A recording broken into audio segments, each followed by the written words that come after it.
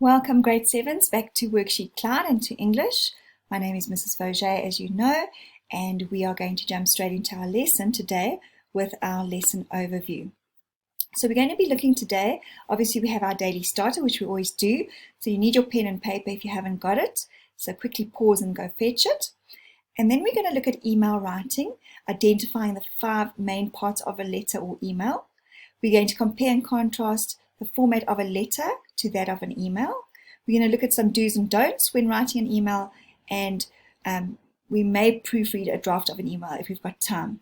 Please just remember that obviously you are more than welcome to send me an email at grade7@worksheetcloud.com. The reason I thought we'd do emails today is because I really want to make sure that whether you're sending me an email or you're sending one to your teacher while you're away and we're in lockdown, you really do know the correct way of doing it.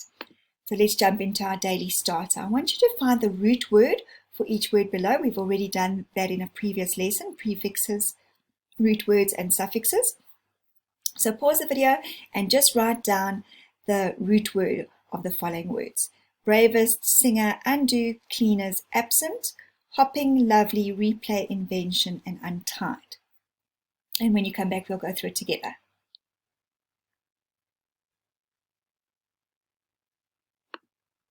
Right, let's see how you did. Some of them were quite easy. So the root word of bravest is brave.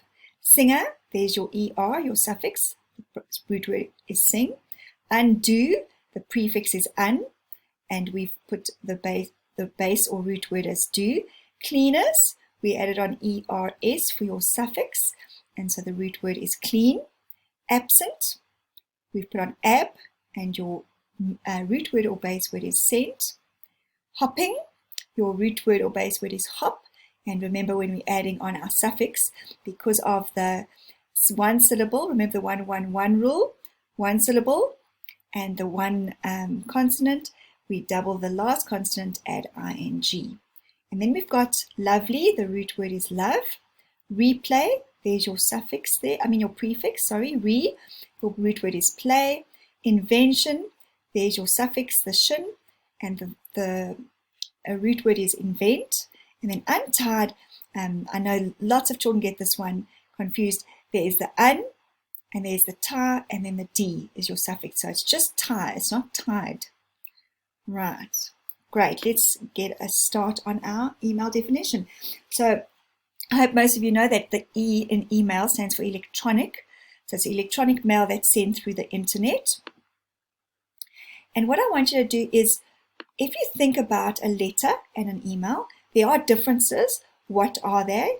So what I want you to do is I want you to compare them and contrast them. So if you're not sure what compare and contrast, that's a very important thing, is to notice the difference between the two. When you compare, you're trying to find things that are the same.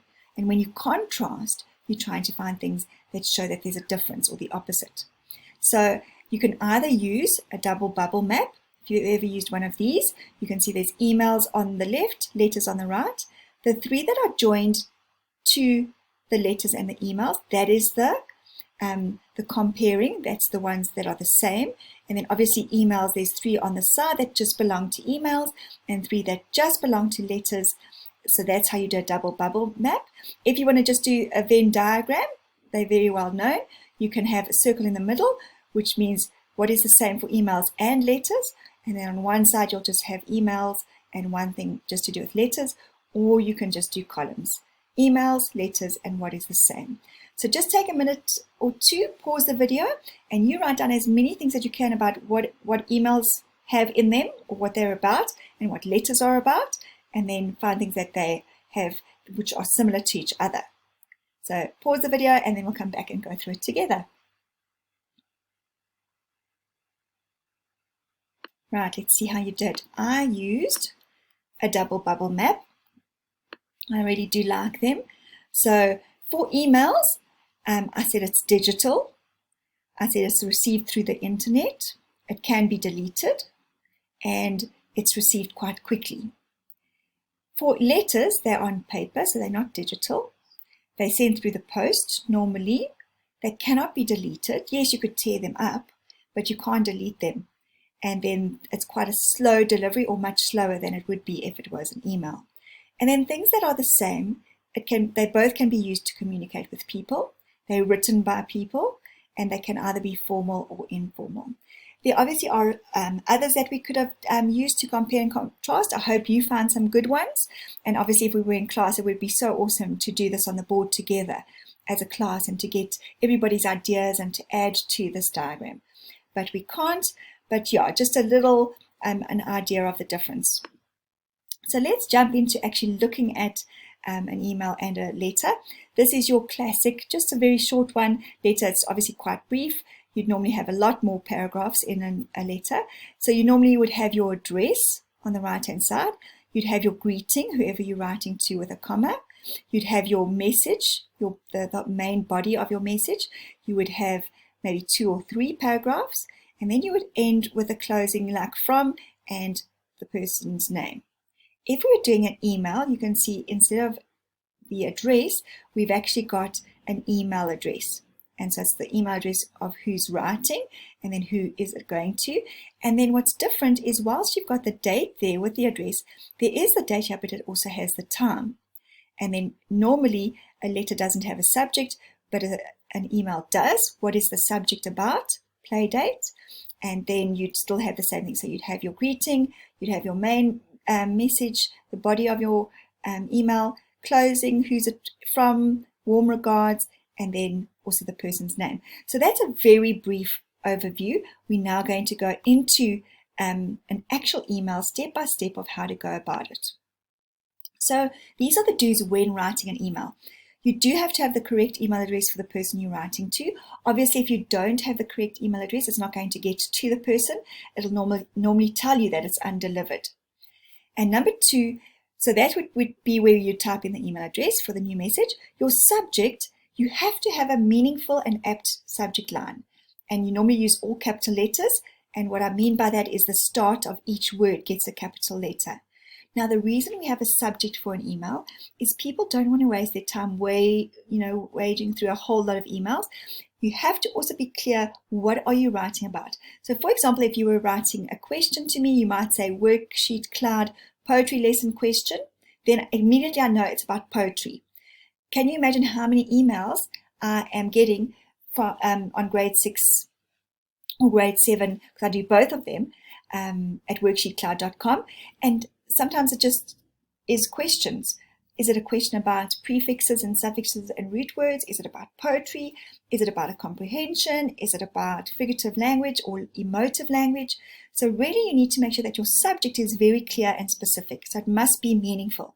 If you are writing to your gran to check on her, you might say check on or check up on gran, so that you know it's just a checkup. Or sending love to gran. What is your subject going to be? Make sure that you are specific, and that especially if it's urgent, you might even write there, urgent, please read.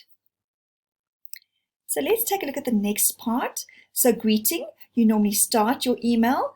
If you normally do need to start it formally, okay? If you know the person well, you can just do the following: Dear Mary, so if it's a friend or a family member. If you don't know the person or they're older than you and you want to be a little bit more formal and respectful, you'd obviously write Dear Mr. or Mrs. Adams, for example. So take a look. If we had our email address, then we had our subject, and you were writing to me, Dear Mrs. Vauger. Right, the next step, you normally have an opening line, almost like an introduction, and I love these 2 ways of opening, but obviously there are many, many different ones. But if you're replying to an email, you would write, Dear Mrs. Vauger, thank you for your mail. If you are replying to me, but if you're writing to me for the first time, you might say, I hope this email finds you well, as in our example over there. Do you notice that I've got Dear Mrs. Vauger, I've skipped a line? So your format, just like a letter, you're skipping lines between your paragraphs and your, obviously your start and your opening line. Right, these are some do's if we're talking about the body of your email. So this is just good writing skills. Every new thought is a new paragraph. You should know that in grade 7. You always need to be polite and respectful. You also need to distinguish between formal and informal situations and write accordingly. So if you're writing perhaps to me or to your teacher, it's a little bit more formal. If you're writing to a friend, you can be a little bit more relaxed. You need to keep your message precise and readable. So it's not this long essay. When people get long emails, we tend to just skim and scan through them. Obviously, try and make sure that your email message is to the point. You can always add attachments. But yeah, and just make sure that it's readable. It's not meant to be like a WhatsApp with short messages. Write it so that it's readable, but it's also to the point. Proofread your message to edit your errors. Often, I don't know how many of you, and I'm so glad there is that option on a WhatsApp. Sometimes you quickly send the WhatsApp and then you realize, oh my goodness, a couple of spelling errors or wrong person. You can select it and quickly delete it for everybody. Same thing can happen on an email. There is an undo button. It gives you a couple of seconds.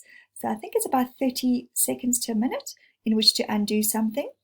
But if you want to, before you get to that stage where you push send and then go, oh my goodness, I've made an error. Rather, I'm not sure how many of you know, but on the corner of your email, it's got the delete button and it's also got these three dots. If you push on these three dots, you can check your spelling. So a lovely thing to do if you are sending an email, just quickly do a spell check and it'll check your spelling for you. It'll highlight them. If you click on it, it'll give you the correct spelling. Then obviously use simple sentences. We've discussed simple, compound, and complex sentences. You can also use compound sentences, but simpler sentences, get to the point, make sure it's readable, much easier to have ones like that. Use numbers, bullets, and paragraphs to make the message clear and easy to understand. I'm going to show you now when we get to the end of this lesson is ways in which you could use bullets or numbers. And then when you close your email, there are also a number of ways of closing it. So you could do, I look forward to hearing from you. I hope to hear from you too. Have a wonderful weekend further, or have a wonderful day further. Have a wonderful evening further. Just something that ends off your email after the body, and obviously to skip a line. And then the final ending is warmest regards, kindest regards, or many thanks. You can even use from or love. So obviously this is a little bit more informal if you know the person. Like when you started Dear Mary, you could end love from or love.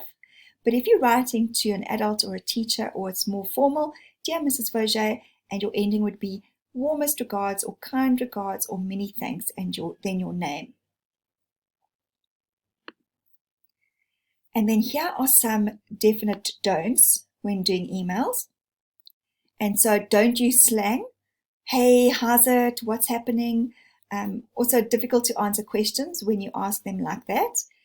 There's no need to shout, so avoid capital letters, because that sounds like you're shouting. Whether you mean that or not, the tone that's going to come across, remember when we did our emotive language, the tone is going to be like you're shouting. Emoticons are not always appropriate. So obviously if it's somebody you know, you can use your emoticons or your emojis like you would on an SMS. But obviously if it's a formal thing, try and avoid those emojis. Jokes can be misunderstood, so try and avoid them because somebody can't hear the manner in which you're saying something. Do not write hello or hi as your subject. So remember we spoke about your subject needs to be meaningful and apt. If you just say questions, I'm not sure what the question is about. And remember, I'm one of the teachers. So if, for instance, there's a few of you writing to me as the English teacher and somebody else as the maths and the natural science, which questions are they? So if you put English poetry questions, it's a little bit more specific. We're going to be able to sort and get a response to those emails quicker than if we have to go through how many to realize that's actually a maths email and not an English one. So really try and be specific in terms of your subject, and definitely not hello or hi. Do not write about irrelevant issues. Normally emails are to get a point across or to ask for assistance or to convey some important information. They're not just things that we just send necessarily as jokes. Do not give personal information you want to keep private, for the emails could end up in the wrong hands. So you do know that obviously like a WhatsApp, we can forward it. We can forward the song, the joke, the email to somebody else. So really just be very specific about what you are sending out there. And I'm sure lots of you have had those chats about your digital footprints in terms of what you are leaving behind you. We always think, oh, it's fine. I'm just sending this off quickly. It's never going to hurt me. But remember that everything we are able to trace and find out where it came from, what it's about. So really just be very careful about what you're sharing and what you're sending. And then don't use different fonts, because sometimes your font, the other person doesn't have that specific font on their computer, and so it might not be compatible. They might not be able to read what you've sent. Right, and then if we take a look, just as an example, as if I was one of you, if I was sending to grade 7 at WorksheetCloud.com, that is my recipient's email, so that's to WorksheetCloud. This is my subject. I want to make sure that the person getting this email knows it's grade 7, first of all, not grade 5. It's the poetry lesson, and it's a question about the poetry lesson. And then let's take a look that it's got everything that we've discussed. So is there a greeting? Dear Mrs. Fauger, it's a formal one. Is there an opening sentence? I trust this email finds you well. Then I go into the body of my email. I've been watching the lessons on Worksheet Cloud, and specifically the lesson on poetry, and I have some questions. And then you see how I used the numbers. You could use bullets as well. Number 1, are you going to do other lessons on interpreting poems? I should have had a question mark there. Can you see? Good. And here, this one as well. Can you please do a lesson or lessons on other types of devices such as symbolisms, oxymorons, idioms, illusions, and irony?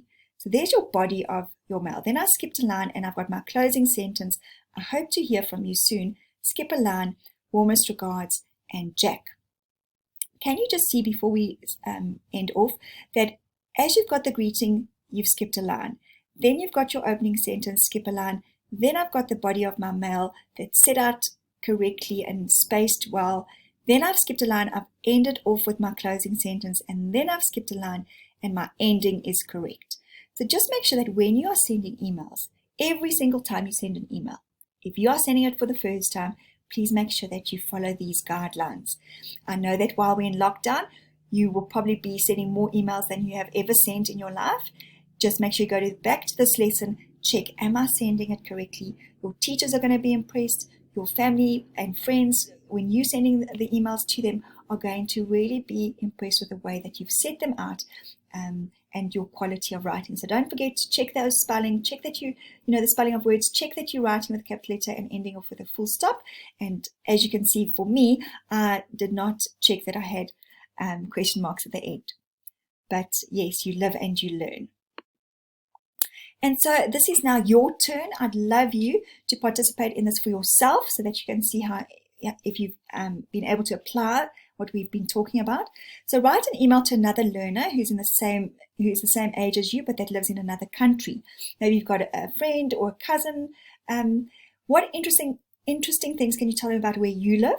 What are your hobbies and talents, and what questions do you have for them? So that could be 3 paragraphs. So you could be, dear, I hope this email finds you well. Skip a line. Paragraph 1 is about your own place where you live. Number 2 paragraph is about your hobbies and interests. The 3rd one is about questions that you have for them. If you were writing an email to a friend about going to high school next year, consider the following. What are you excited about or looking forward to, and what makes you nervous or worries you? So that's the same thing. You're going to have, dear, I trust this email finds you well. Paragraph 1, your excitement or what you're looking forward to. Skip a line. Next paragraph, what makes you nervous or that you're worried about. Skip a line, have a closing sentence, and then warm regards or love from. Another idea is to write an email to your teacher, your actual class teacher, or perhaps your English teacher, or a family member about your remote learning experience. So in other words, while you're at home in lockdown now, consider telling them the following. Express your shock or surprise or excitement about not being at school. What are the positives about being at home? What are the negatives? And what questions do you have for them? So again, dear, I trust this email finds you well. First paragraph is your shock or your excitement. Second paragraph could be the positives, and the third could be the negatives, or you could join those two together and have positives and negatives in one. And then your third paragraph or your fourth one, depends on how you do number 2 and 3, you could have questions. And then just remember, write a rough draft first on paper or on notes on your iPad, or even in Word on your computer. Set it out first. Check that you've got that format before you even start typing that on an actual email. And then once you've done that, remember to check that you have the correct email address. Click those 3 dots in the bottom right corner to check your spelling, and then you are set to go and can push send. I really do hope that this was helpful. Just to recap, so remember those things: have the greeting, have your opening line, body, closing line, and ending, and obviously there's gaps between those, just one. So take a look at this and really be encouraged to write good emails. I often get emails from children, from teachers, from parents, and I often wonder if they have been taught the correct format. And it's something that I've had to learn myself. So it's something that you will develop and get better at the more you do it. And then there will be activities at the end of this video. So remember, when you click to close the video, you'll go to the screen that has this, and there'll be a worksheet with a memo. And then just a reminder again, if you have any questions for me, you're going to send me an email. Make sure you use this email address, grade7@worksheetcloud.com, and you better make sure that you're using that correct format. Hey, grade 7s. So again, thanks for watching. I do hope I'll see you again soon. You know where I will be. Same time, same place. See you all tomorrow. Bye.